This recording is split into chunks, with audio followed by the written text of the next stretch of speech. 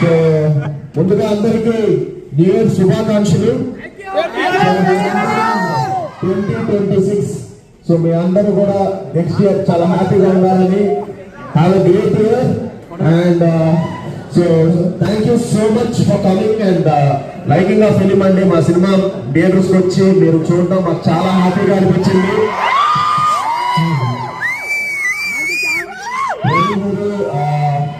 Lucky ఎందుకంటే మంచి సినిమాని మీరు తీసుకెళ్తారు. మీకు ఈ సినిమాలో ఏదో నచ్చి మీరు ఇక్కడికి వచ్చారు. చాలా చాలా హ్యాపీగా ఉంది. ఆ సినిమా నచ్చింది కదా? నచ్చిందా?